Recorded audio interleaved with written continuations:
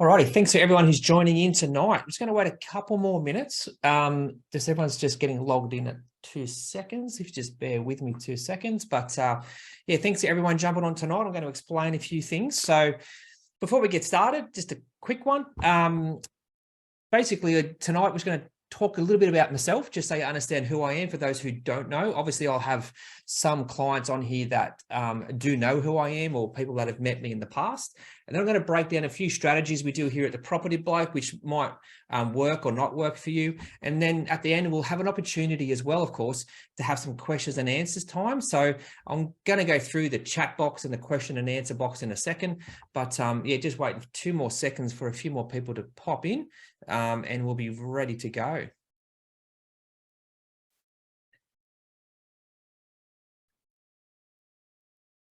We've got a question already. No, I can't hear you guys. So sorry. Everything is muted. Sorry, guys. So any questions you've got, just pop in the question and answer box or the chat box, which I'll might as well just take you through now. All righty, let's get a crack along. So guys, I'm going to share my screen. It's a bit of a slideshow. There's a fair bit of wording in it because some people might be at home. I thought to put a few more words in because I thought some people may be at home on silent or on quiet. They might be in bed with a partner or kids or whatever it might be. So I'm going to go through it bit by bit. If you've got questions, I'm going to show you where to do that. So let me share my PowerPoint with you guys, and we're ready to rock and roll. All righty, ready to rock, guys. All right, so first thing we're going to start off with, of course, is how to communicate with me. So guys, at the end, I'm going to have questions and answers of course, throughout the session. I'm hoping this session will only go for, say, 30 minutes is my plan. I don't want to keep this up too long. But down the bottom here, you'll see you've got question and answers and chat box. Now, I can see these on my screen here. So if you have any questions, whack them in there. I'm going to answer them at the end if I don't get through them throughout the presentation. I'll try and answer some through the presentation if I can. Hang on a sec. I just got told my audio is a little bit low, so bear with me. I hope that's a little bit better, guys. You can hear me a bit better. That's okay. So I'm going to take you through, but just as I said, Q&A at the bottom, chat box, whack any questions in there, see how we go, guys. Let's get it cracking. All right. Once again, thanks for coming. Thanks for joining in tonight. I hope everyone's well. Looking forward to Santa Claus, which everyone is probably preparing for but me. Okay. So while you're watching, this is the most common reason why people are watching. That is, most people are interested in creating their wealth, etc. And obviously, some people want to do it through different forms of assets. And tonight, we're going to be talking about real estate. And most people don't do anything because they just don't know how to get started. And that's probably the biggest thing we see on a regular basis. They don't know how to get started, have the confidence where to go, or just what directions to take. In some cases, we do see people with underperforming portfolios. That's a common one where they're just not happy with their portfolio. So we need to give advice on the existing portfolio to try and generate more cash flow, release some equity, and a number of other things.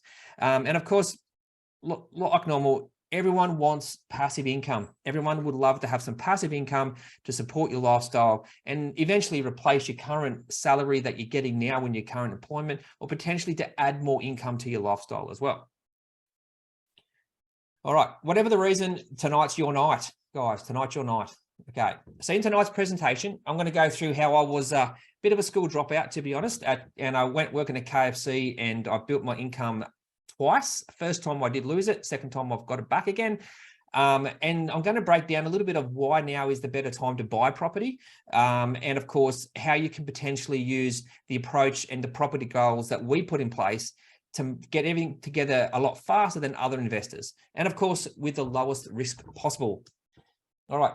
So as far as I know, there's nowhere else that have my strategy. This is my actual strategy that I put together over the last 23 years. So if you're interested in creating some wealth, etc., and some cash flow, this will definitely be worth your time, guys.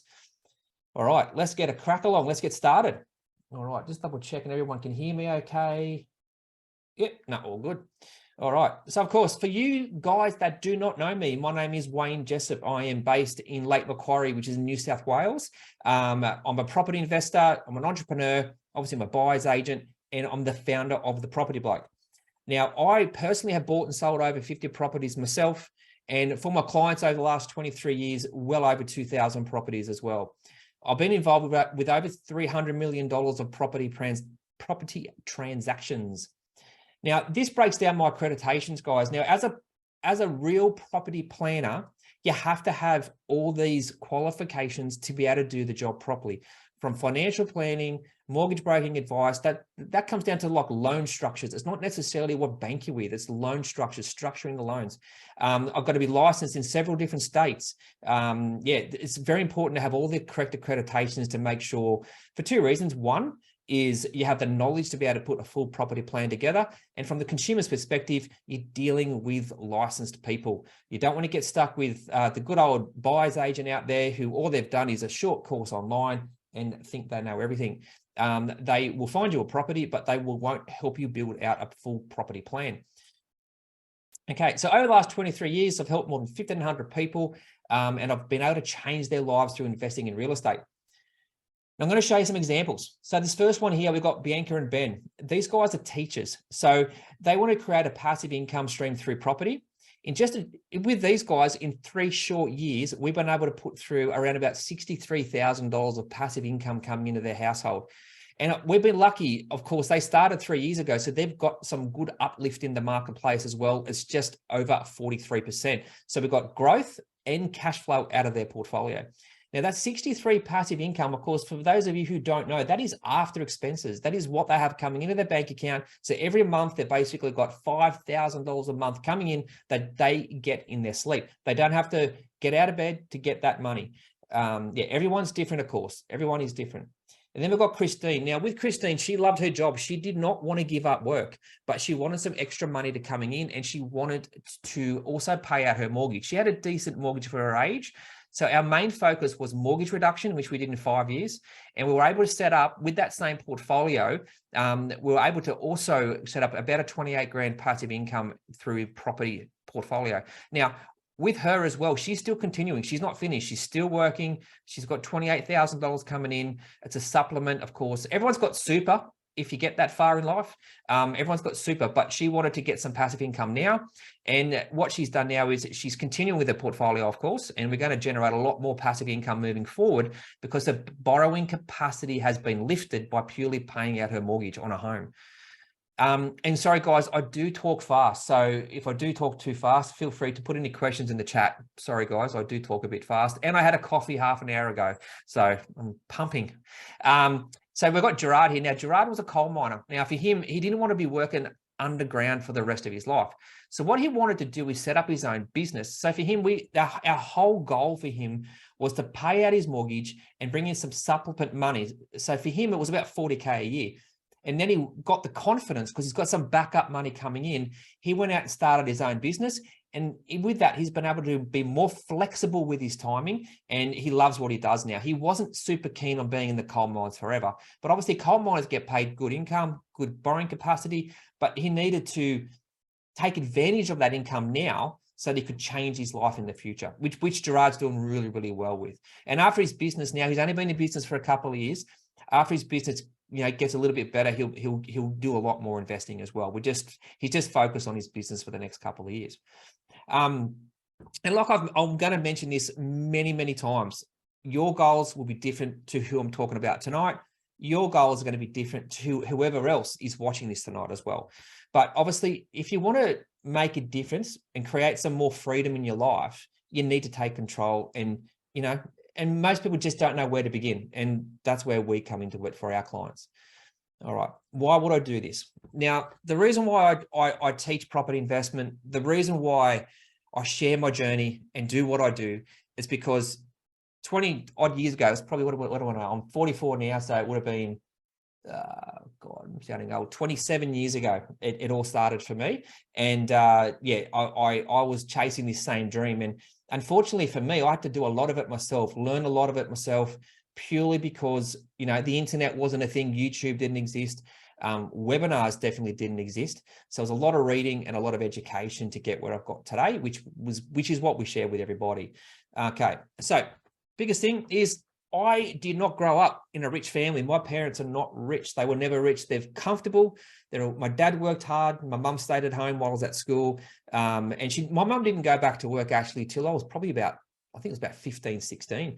She looked after us. It was the old school. Dad went to work, mum stayed home. So we didn't have, the big mansion. We didn't have tons of money, but we lived, everything was fine. Everything was paid for and I was healthy. That was the main thing. So me in school, I won't tell too many stories there, but me in school did not work out. School was never for me. I always questioned, why am I learning this information? So in year 11, I was told by my year advisor, potentially, Wayne, you've been to school 3 days out of 3 weeks. You've got 2 full years for your HSC and you've nearly tapped out on the amount of absent days you're allowed. So I went, listen, her name was Mrs. Rossetti back in the day. And I said, listen, Mrs. Rossetti, I think I might pull up stumps here and go get a job and just get out of school. School wasn't working for me. I was basically getting babysat at school. I wasn't doing any work. So wasn't motivated would be the word. And ended up working at KFC full time, which was great. It was a good thing to jump out of school, jump into a full-time job. I was always a hard worker. KFC was my first opportunity. And to this day, I still love that KFC. So soon afterwards though, I wouldn't say made a mistake, but I made bad choices. At 17, I decided how do I say this? I figured out how the world works a little bit. And I had a child. So I had a baby at 17 years of age, which was very young. When I look back today at 17-year-olds, I look at myself and I think, how on earth did I do this? But I wasn't the sort of person to sit back and just let the world tell me what to do. I'm a very assertive person from the financial perspective. And I was 17 years old and I went, listen, I want to support my family. I've got a young family. I have to support them. My dad supported our family very well. And so I wanted to be the same for my family. So from my perspective, I wanted to figure out a way of how am I going to make more money to support my family. Then I come across a book by the name Jan Summers. It was Building Wealth in Changing Times. I read that when I was 17 years old. You can't actually buy that book anymore. I do have one copy left, signed copy by Jan. And yeah, no one's getting that. She's a very big inspiration for me. But what I did was I realized I can invest in property. This is how I'm going to make more money. So I wanted to give my kids financial security. Basically, honestly, like everyone else out there in the world today, give your kids financial security, have a nice house, quit my dead-end job, which unfortunately was KFC at the time, and have freedom and flexibility to enjoy my life. That's all I wanted to do. So I read books, I learned a lot, all about property investment. And like I mentioned, to the younger generation today, they don't realize the tools they have available to them. Like I've mentioned a few times, I needed to educate myself. So I started learning everything, making connections in the industry. I thought about going into real estate and I'm like, no, that's not what I want to do. I wasn't a huge fan of real estate agents at the time. I was good with saving a lot of money. I didn't earn a lot, but I had a couple of jobs back at this stage and I was able to save. But I learned as I went along and supported my family in those early days. I did bring up this slide because it's a common thing where you feel like you want to give up. Everyone wakes up on days and thinks they want to give up their job, give up what they're doing and just make a change, but you got to power through it. So from my perspective, I'm a very persistent person. And I was quite lucky. The universe landed me in a position where one of my friend's fathers, who was a builder at the time, helped me get hired by what we call a property investment company. Now, to this day, I can't believe how lucky I was to have this, this path. It was a very great opportunity. And I didn't even realize property investment companies existed. I thought you went to a bank and you went to a real estate agent. I didn't realize there was a company like we are in between. So from that day forward, everything changed for me. So over the next 5 years, I worked for a property investment company. And obviously through that, I built my own portfolio. We had 10 properties paying us a passive income back then, which was honestly, without the internet really booming at that stage, it was very hard to do. But it was very, very rewarding at the same times. But like everything, life has twists and turns. And then I got divorced. So divorce is one of the most financial changes in everyone's life that if you haven't been through a divorce, where a lot of people have, a divorce can really reverse your financial structure. When I was divorced and I was married at that time for 20 years, it was just over 20 years actually. We had to sell off all our assets, which a lot were in her name, which was fine. That was the way we structured it. And through bad luck, I actually ended up on the verge of insolvency. So for you guys that don't know what insolvency is, it's you don't want to be there. That's where you have debt, you have income, and it's just all a bit of a mess. But being who I am, I'm like, this isn't the way I am. And once the divorce was finalized, I was able to get stuck back into it all again. So I had to start from scratch. But of course, I used my system I'm going to share with you tonight. So over the last 3 years, obviously I'm a more aggressive investor than what you guys would be listening necessarily. But I was able to rebuild my portfolio very quickly. Now to do that, obviously my youngest is 19. So I didn't have that commitment of kids. I had a lot more time. And of course, my experience is huge. So I could shape different parts of my portfolio very, very quickly. Even through COVID, I was able to put that together. Okay, so today I've got a portfolio of a total value of approximately just over 5 million. And I earn a passive income of $164,000 a year. Now, that is honestly, every single week we get paid, I think it's $3,700 something a week rent. And that comes in every single week, every Friday, and that is after expenses. So I'm quite lucky that I have that income coming in now. With our own personal property plan, with myself and my now wife, we should be earning well over 200 grand by the middle of next year and possibly breaking into the threes potentially by the end of next year, but we'll be definitely at the 250 mark, in which I share all these strategies with everybody. And as you grow as an investor, you take more risk. It's all calculated risk, by the way, and we can help you put it all together. So I'm going to show you a couple more examples here. So we've got here Sandra and Ray. They used our system. They paid off their home loan and they secured about a $58,000 a year passive income. You might notice that a lot of people focus just paying off their home loan. And that's fine. I'm not a huge carer about my home loan. It doesn't bother me because I've got the passive income to back it up. But a lot of the great Australian dream, of course, is pay your home out. So we paid the home out, $50,000 a year odd coming in. The benefit for these guys is they had kids young, so they already had grandchildren. So Sandra was able to spend a lot more time with the grandchildren, which was what she was missing out on. And of course, for those of you who are grandparents or even parents with younger kids, being a grandparent, that can help out your children by daycare, for example, because it is so expensive. It would be very rewarding as a grandparent. You may want to kill your grandkids at days, but it's still very rewarding. The methods I use is, the way I've structured it, right, is it's safer because you're diversifying your portfolio and working within the market rather than against it. We're not relying on the market. We are working within the market. You can build properties a lot faster because you're basically making money from day one.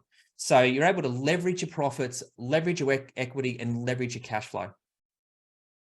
It's definitely more effective because it doesn't matter if interest rates keep going up and other investors are panicking. That's when we're more active, and we're definitely more certain. It's, you know, not relying on external factors to bring it all together.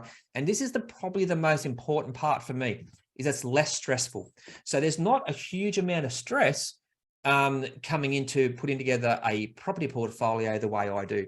Obviously, there is ways you can do it that could bring stress into your lifestyle, but I don't like stress. Okay, and I call it the Freedom Accelerator strategy. Now I'm going to break it down for you guys. So the first part, basically there's 3 pillars to my structure. Now the pillar 1 is achieving your goals without the high price tag. You see a lot of people out there saying you should buy in capital cities, blue chip areas, etc., which I agree, they do work well, but for some people it's just unaffordable. So, sorry, I should say this too. Sorry, guys. I'm a massive believer. It's not when you sell the property when you're making the money, it's when you purchase it and where you buy it. So basically, like it says there, the price you'll pay will determine your profits down the line. And that's 100% the truth. It doesn't matter when you sell it, it's when you buy it. That's probably the most important part, and where you buy. Now, with the first pillar, it's about buying value properties. Now, I'm going to explain to you what a value property is. What we utilize first is all our data partners. Now, because we're a professional outfit, we have many subscriptions. We have coaching. So I suppose I wouldn't really call it coaching. They call it coaching. I more call about mediation on a regular basis with some of our data partners. So that's where I meet once a month with a few of these data partners here, and they explain to me where they feel the market's heading. They give me feedback, whether it's population growth, capital growth, whether it's cash flow, whether it's it could be infrastructure reports, new infrastructure put in place, whereabouts do they think the market's gonna move next? And that's not necessarily every time it's capital growth. Sometimes when we're sourcing properties for clients, we're actually sourcing more for cash flow. So we need to analyze cash flow as well as capital growth. So it's very important that we use our data partners to find what I call fringe areas. Now, a fringe area is not necessarily where everyone else is buying straight away. So it has to tick these boxes. It has high growth area, strong yields, which is very important, especially for a cash flow property, potential for great tenants. So you don't want to buy in an area where there's no tenants at all, or potentially tenants you don't want. And it's got to be affordable. So if you go into an area and the prices are way above median value, that's not affordable. And that you may not get the growth you're after. You may not get the rent yield you're after. Some people get lucky. It's fine. It can happen, but predominantly I follow my rules. I have rules that I stick by. And that's what's worked for me up till now. Okay. So what's a value property? So first one here is I am not a renovator. I hate renovating. I sometimes manipulate a floor plan, which is different to renovating to generate more cash flow, but I do not renovate. If you said to me, you want to buy properties, renovate and on sell, flip, whatever, I said, that is fantastic. It works for some people, but it's not what we do here. They're located in suburbs where the demographics is starting to change. So I mentioned before about a fringe area. So this is what we call a fringe area, where your working class person, which is potentially a tenant at the end of the day, is starting to grow into what we call middle class. So they're starting to grow into the next level of class within the workforce. So by looking for these properties, you're going to get faster capital growth because the middle class workers, they have better jobs in most cases. And that's where you need the infrastructure around that to be putting it together to attract those middle class workers. And then higher incomes, and of course they borrow more and pay more for real estate. That's what you want because you want to get that growth. You pay 500 grand for a property today. You want that next person to be, if you are obviously going to sell the property at some point, you want that next person to pay a lot more for it. You'll normally get better rent yields. That works very, very good for our cash flow properties. That's very, very important for cash flow, of course. And of course, the big one, you can buy 2 to 3 houses at times for the same price as an established blue chip area. Now, there's people out there that focus more on blue chip areas, and that's fine. But with the way the banks are lending money at the moment, borrowing capacities are a little bit restrictive. And if you're buying just blue chip properties, you're going to hit a ceiling. And you're going to a certain degree, have all your eggs in one basket. I'd rather spread my eggs out across a lot more properties. The change in demographics mean you usually get great tenants who take care of your property. Again, minimum stress. You don't want stress. And they're not fixer-uppers. Just remember, I am not interested in a renovator. All right. So we go here. That's fine. So that's why I believe in buying value properties is more critical for your success as an investor, because the value property is going to get you growth. It's going to get you cash flow. It's a big part of your portfolio, and it's always a lot less stressful. So that was the first pillar, guys. So I'm going to break down now into the second pillar. So the second part of our company is, as you're building your portfolio, we want to make sure you're building your wealth without sacrificing your lifestyle. I say this on a regular basis. We do not want our clients paying out $1,000 a month for their portfolio and then eating rice for dinner. That's not how it's got to be. It's got to be built professionally, carefully, and the least stressful way possible. All right. Most people don't have thousands of dollars, like I just mentioned, to spend each month. So you need a property portfolio that looks after itself, even if you're asleep, of course. But most people want to achieve the financial goals with minimal stress, the least amount of effort, and definitely a risk. So for me, buying down a rundown renovator in a regional area that requires a lot of renovations is a terrible strategy, especially if you don't live near it. You'll just find yourself going there every weekend, killing yourself. That's not the strategy I do. I do more of a hands-off, set and forget style strategy with all my portfolio. I enjoy property, but I do not want to be fixing up a property that I don't want to be fixing up. I'd rather be fishing, to be honest. All All right. So that's why the second pillar of my portfolio is it's all about building your portfolio without sacrificing your lifestyle, not stressing too much about interest repayments, and of course, not taking huge risks. And like I do mention this a lot, low stress, less stress. Obviously, when you're buying property, it's a big financial decision. And you will feel a little bit of stress. Even when I buy, every property I buy, I get an element, small percentage of cold feet. That is human nature. Of course, I'll go off my gut and the data I have, but everyone, if you don't have a little bit of cold feet before buying each property, you are not human.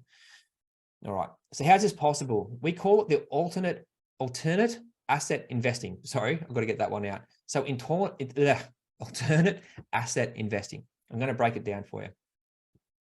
Most investors are going out there trying to get that perfect property that gets the growth and the cash flow. Now, in a low interest rate environment, you will find more of them, but we're not in that low interest rate environment anymore. So you've got to change, you've got to alter your strategy and be smarter. In normal market conditions, you need to be very lucky or have a high risk tolerance to find those properties. That's why I prefer to use my safer and more reliable approach. Now, depending on that's not dependent on economic factors outside of my control. For anyone who does know me, whether it's personally or through business, I'm a huge control freak. So I don't like things happening outside my control that can affect my financial status. Okay, so instead of looking for one perfect property, you alternate. So the first one you buy, in most cases, this is not for everybody, all right? First one you buy is what we call a cash positive property. Now, a cash positive property basically is a property that you get a little bit of money at the end of each month after everything's paid for. After that, we have what we call a growth property. Now, obviously, they won't necessarily be in the same area or the same pocket or even the same state. We want to make sure that you diversify property. So the first one brings in cash flow. Second one is more of a growth property and potentially has a lower rent yield and costing you money. So I've just made this quick diagram to show you what I mean. So the one on the left, obviously that's what we call a cash flow property. That's giving us approximately, say, $100 a week. Now, a cash flow property can range from $50 a week, and we've got clients earning $300 a week. So depending on the property location, etc., you can get a lot more as far as positive cash flow. Then your growth property could possibly be a little bit negative, but it would be a lot closer to what we call blue chip areas where you're going to get more growth. Because there's some areas in Australia, and people don't realize this. They listen to the media and you got, the market's crashing, the market's booming. There is pockets out there that have an average of median growth, so capital growth, of more than 10%. So just say 10% flat for the last 20 years. There's pockets out there in Australia that continually grow. So forget about the last 2 years where some areas seen 10 or 20% in a year. There's pockets out there that get 10% on average every single year. And that's the ones we find for the growth property. We want consistent properties in that pocket. But of course, sometimes they have smaller rent yields. So we need the cash flow property to support that. Now, if you set that up and forget that, that's two properties not affecting your personal cash flow, set and forgetting, and you're just working with the market. All right. So the cash flow from the first property, of course, pays for everything. Now, if you get sick, lose your job, whatever it might be, that doesn't matter for this portfolio structure. It just runs by itself. That's the most important thing here. People are very scared. What if I go into debt? What if I lose my job? The way I structure portfolios, obviously, if you lose your job, it's stressful. I do not want the property to add on to that. So the way I structure portfolios is simple. You want to set and forget. I actually treat it like a third person. So for those guys out there who are buying property with their super funds, we always treat them like a third person. But your portfolio itself is another person in your relationship. So I'm not sure how many people you want in your relationship, but you treat it like a different person. You set and forget everything.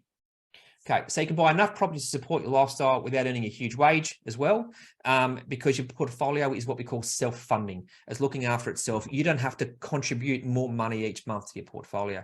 And of course, you start getting paid from day one, and you reduce your risk because you always diversify, like I mentioned before, between different areas, different regions, and of course, in most cases, different states as well. All right. Now, without alternate investing, like I mentioned before, you're going to take on big risk in regional properties that may or may not give you the growth in the long term. And this is the thing, even when the experts predict different pockets, look at that, 10 hotspots in 2011, the average growth is 3.7% in a 10-year period. Now that's terrible. So that's why you got to look off more. I don't look necessarily for hotspots in the future because it's a calculated guess. But I'll look at past and present and what is the potential for the future as well. There's 3 parts of it when looking for growth. Okay, this is why I use it myself. And it's a big reason why I recommend this for all my clients, because for most people, they want to set and forget portfolio. If you want to be more of an active investor, that's okay. That's no worries. That's your decision. But 90% of the people that either pop on a Zoom call with me or come into my office and have a chat, they want to set and forget this portfolio. They've got other things on their mind. They'll look after their mum. They've got to look after their kids. They've got to They want to work overtime because they enjoy their job, believe it or not. Yeah, there's many different reasons. Now, I've showed you the first 2 pillars, but honestly, the 3rd pillar for me is probably the most important part. This is where the everyday investor is lost. They are totally lost, guys. Let me take a drink for 2 seconds. I do talk too much. Sorry, everybody. Okay, so the 3rd pillar for me is, I suppose you could say it's where I get the most humbling experience as a property planner, because this is where we can leverage to make more property and pay down debt at the same time. So the final pillar of what I do, it enables you to increase your passive income, pay down your debt faster, obviously accelerate your success, and especially in this market, we're improving your borrowing capacity. Now, obviously, if you don't have a portfolio to start off with, this may not affect you right now, but this is, as part of a property plan, this has to be a part of it. It's called asset recycling, because this is how we can build a sustainable portfolio that's going to pay you money for the rest of your life. Obviously, property, you borrow money, it grows in value, but then what do you do? So for me, this is where I see everyone question themselves. This is where I see everyone go wrong, and in some cases, not make the best decision. So asset recycling is basically the process where we're replacing your property in your portfolio. And the reason why I say replacing property is we're basically selling property down. A lot of people don't know when to sell your property. Like, they buy the property, you get growth or cash flow, whatever you end up having. But when do you sell? No one knows. No one knows when to sell their property. It's very rare when I meet people who have properties already. No, I'll go to them, why haven't you sold this? And they say, no one told us to, or they didn't realize there was a benefit. So what you've got to do sometimes is build your portfolio, and there'll be times where you want to sell the property portfolio back down. Not the whole portfolio. Obviously, you might pick ones that are underperforming. You might pick ones that have overperformed and gone stale. There's many different reasons.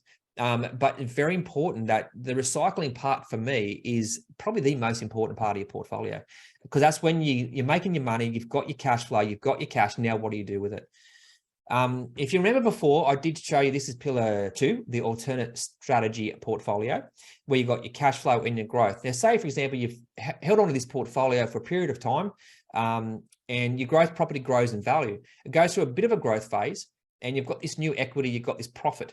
What do you do with it? So this is one example. Obviously, you can pay down your mortgage. You can pay down your home mortgage. You can go on a holiday if you want to make the bad decision. But you can also, but what we normally suggest here is we pay down the cash flow property. So at the end of the day, you've got one cash flow property in this example for here.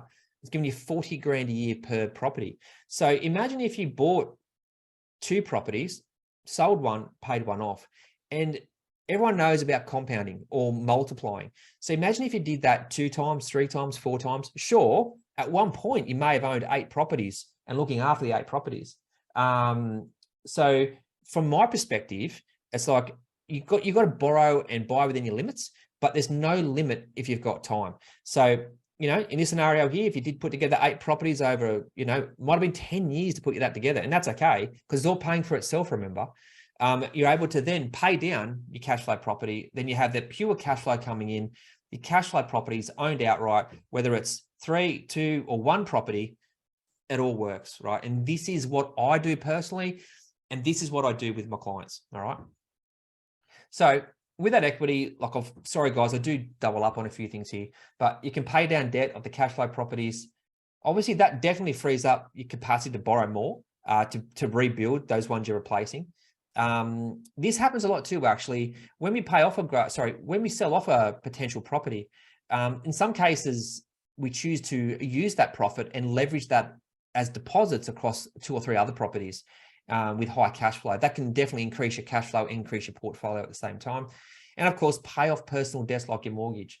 We had a client there not long back. They had 3 properties, a mortgage, and they actually had a couple of personal loans. Were able to sell off 2 properties, pay off their mortgage, pay out the personal loans. And before we even bought another cash flow property, they were already $48,000 a year in front. 48 grand a year of cash flow saved simply from the outgoing of the mortgage and the personal debt, which they shouldn't have had probably anyway, was gone. So we didn't increase the cash flow. We more or less decreased the expenses, which honestly, at the end of the day, it works the same way.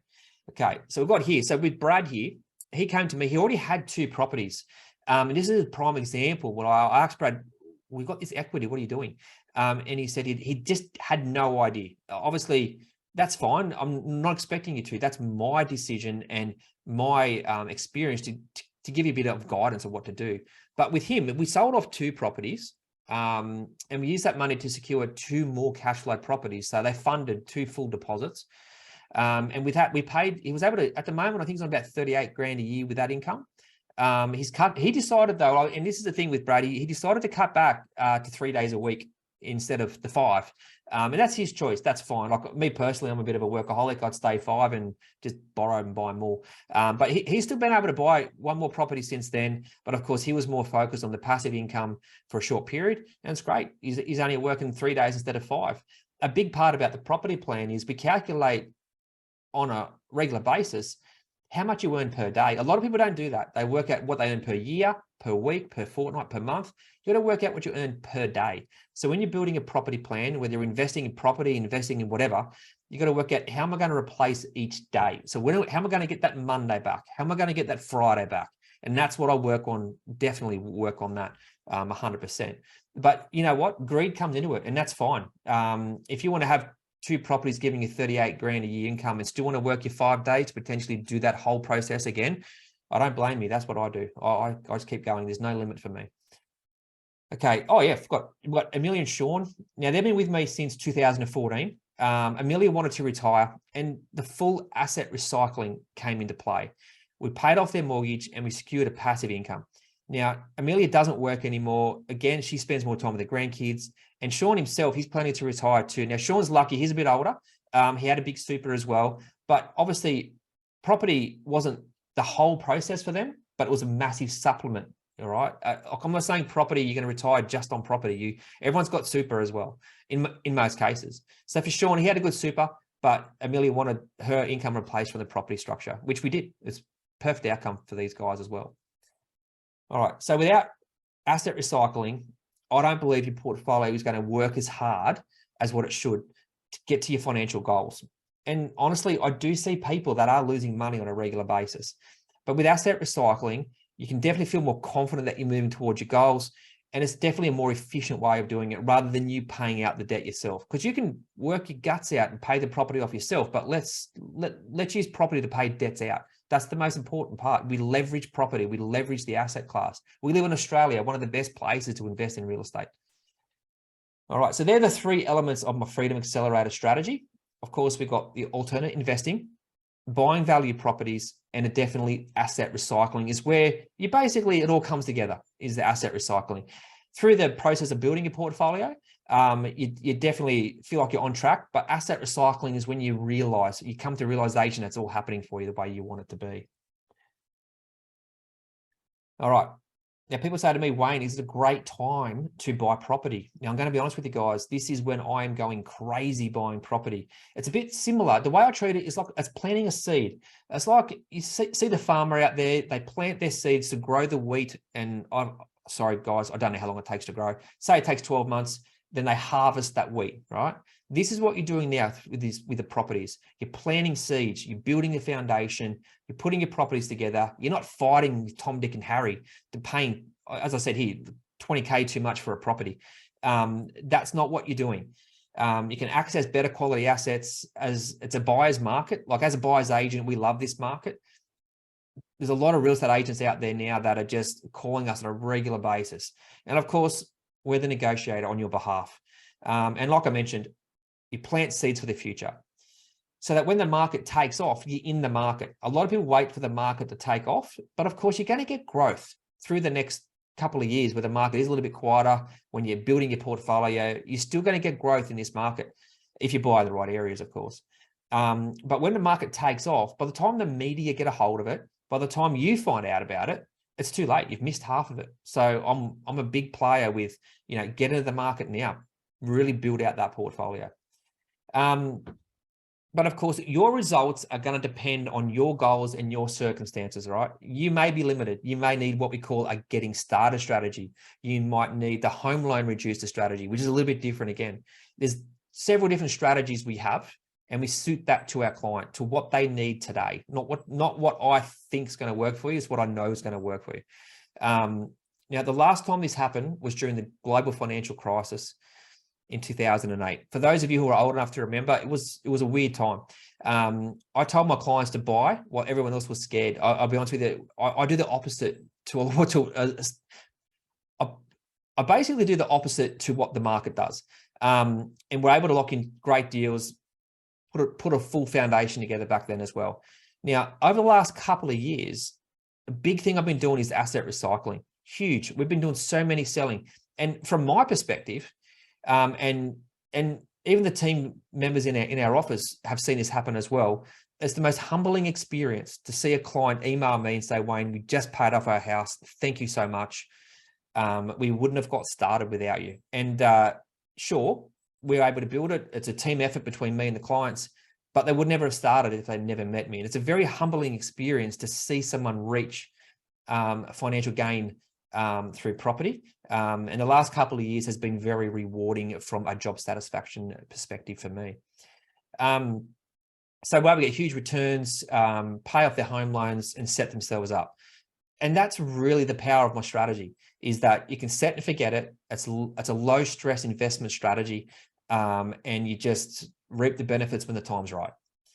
Now, how can you practically use this information, guys? All right. So from my perspective, most people don't have the time, the confidence, or the experience to make it work without making mistakes first. And obviously, I made those mistakes early on in the day. That's how I learned, through experience, of course. So for me, I see a lot of buyers agents and what they say they're professional property people out there, but they haven't been through a market cycle that I've been through. I've been through 3. So it's like I understand how the market's going to happen, where to buy, what to look for, and how the market works. Some people out there, these property experts, have only popped up in the last 2 years. So you got to be careful of that. You have to make sure you deal with professionals.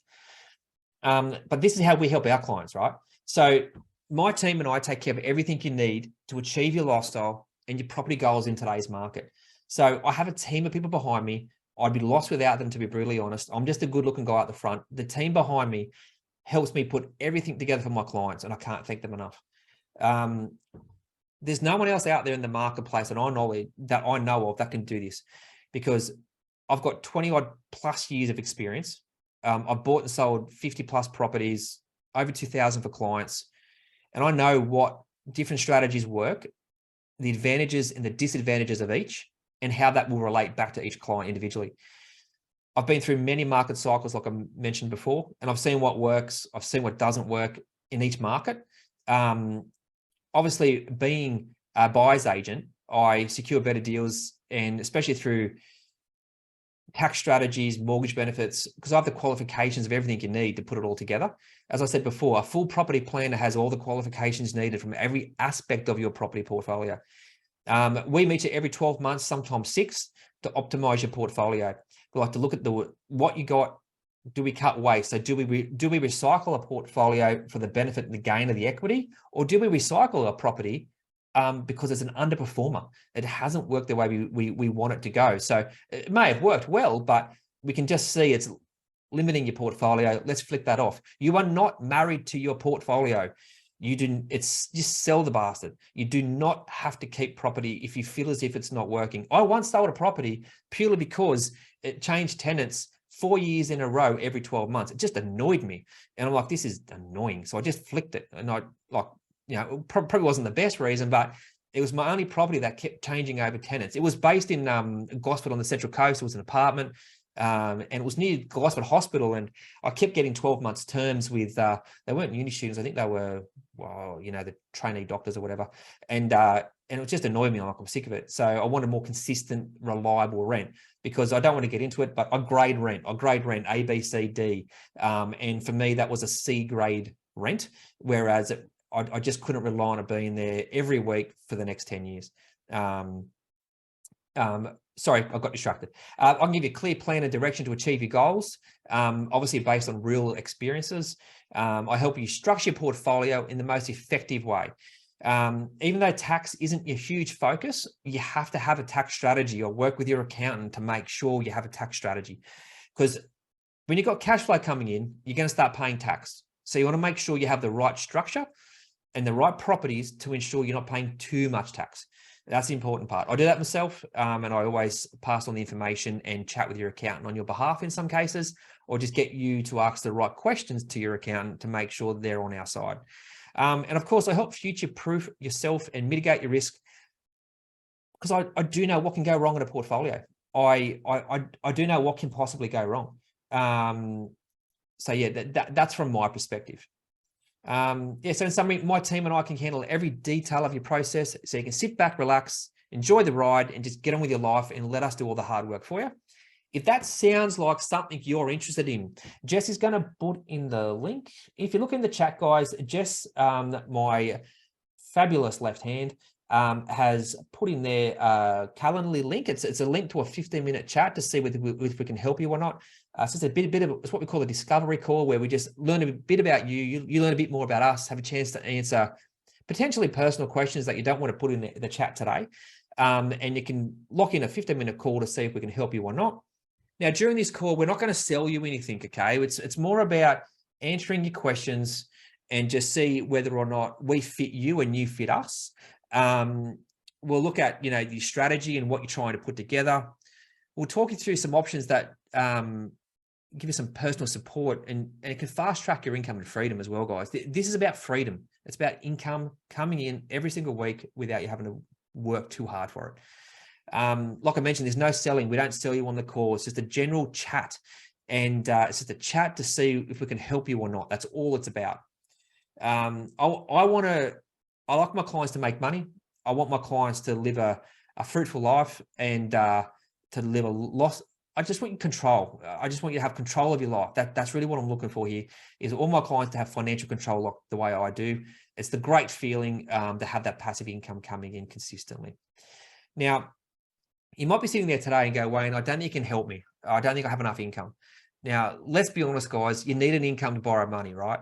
You need an income here. Like I've got here $150,000 in household income. That will also depend whether you have a mortgage or not. If you don't have a mortgage, obviously you can have less money. If you've got a decent mortgage, you might need more, but that's what that 15-minute call is about, guys. Just jump on a quick call.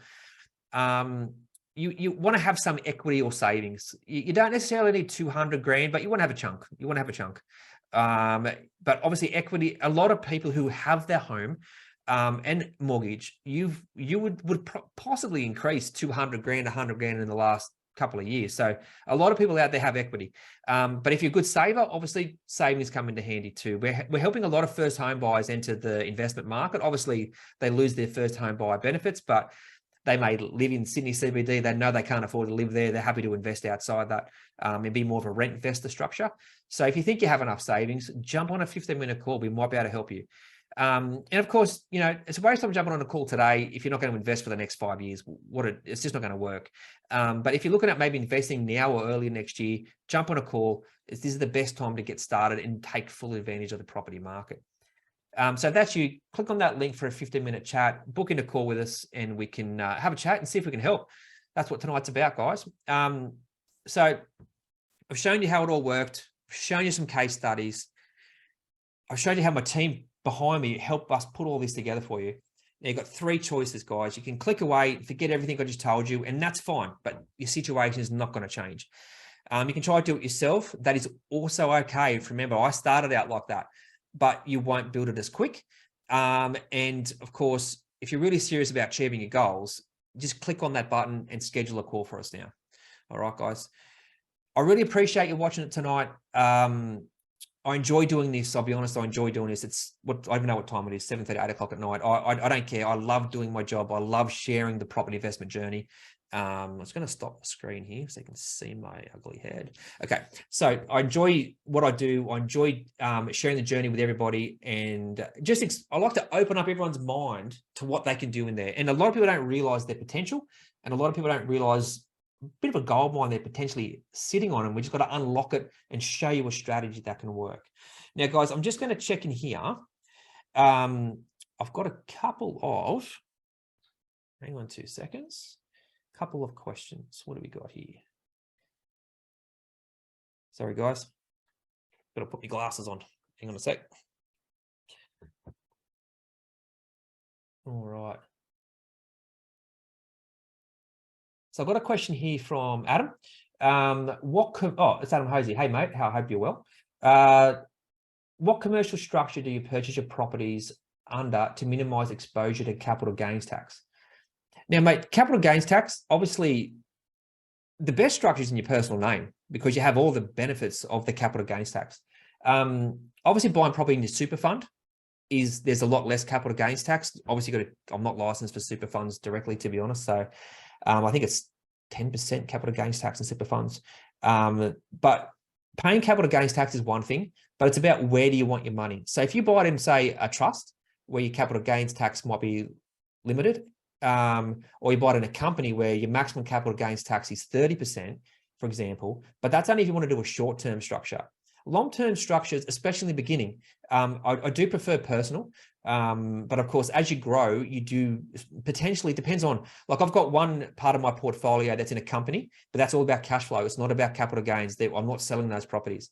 That's cash flow. And that's two reasons. One, to increase my borrowing capacity, the way I pay myself out of the company rather than a rent yield. Rent yield for most banks is limited at 5% or 6%. But if I'm getting a 12% rent return, the banks won't take the other 6%.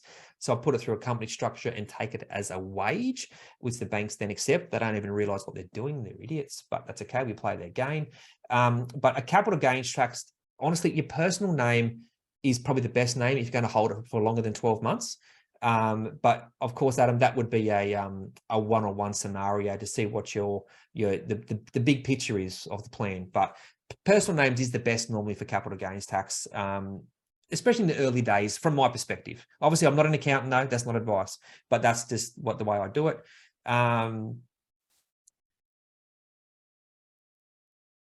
Yes. Okay. Yeah. So for some first home buyers out there, thanks, Adam.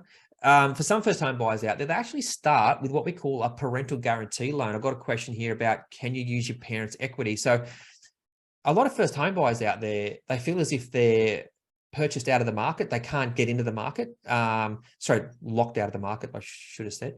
But for those guys, that's okay.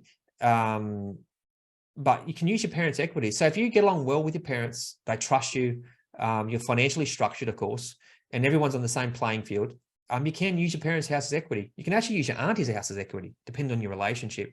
Some banks will let you do that, but obviously you've got to buy right. You're taking a risk. You want to make sure you buy right if you do that. And that's what we focus on, obviously, is buying correctly. So yes, you can use your parents' house as equity. Definitely can. Okay, I've got another question here. Yes, from Yield. What is a good number from a yield perspective? Obviously,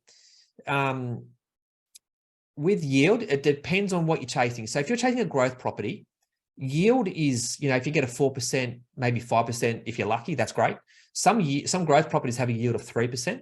So, but when you're chasing cash flow, obviously, if you're paying an interest rate of 5%, you want a yield above 6%.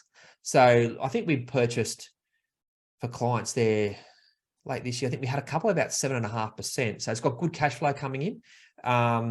And when you're looking at yield, there's a couple of things. You've got depreciation benefits as well when you're looking at a yield on a property.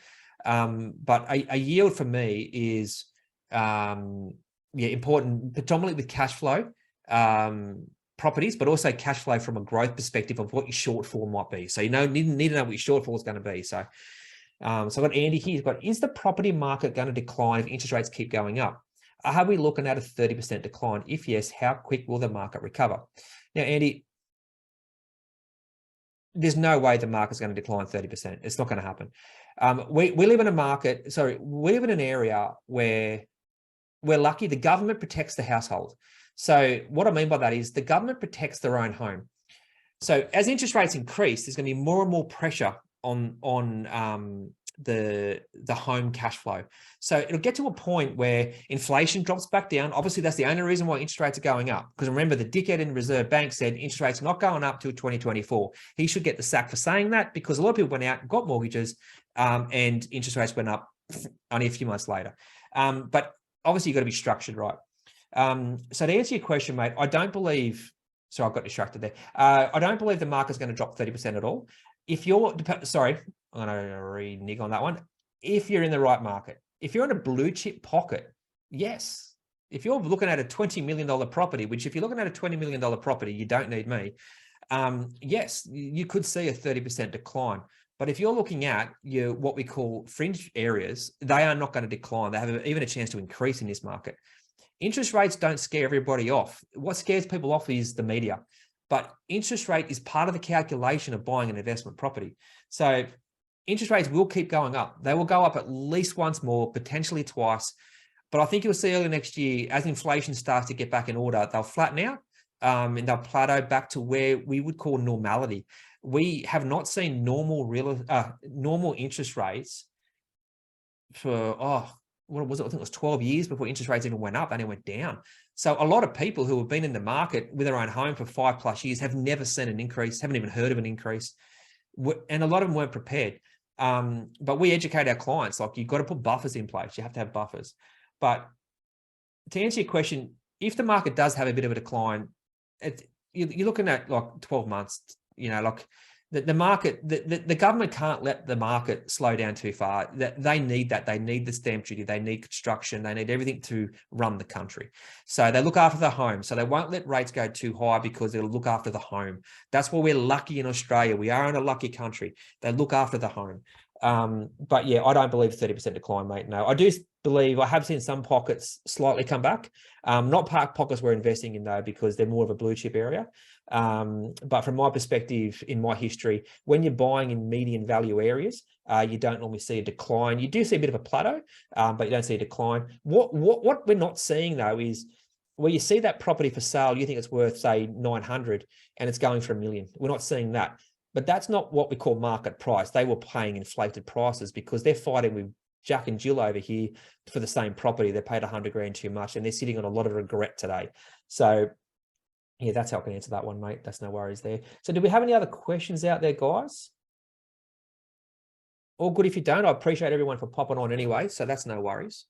It is getting a bit late for a lot of people too. So that's definitely all good. But guys, I really appreciate everyone jumping on.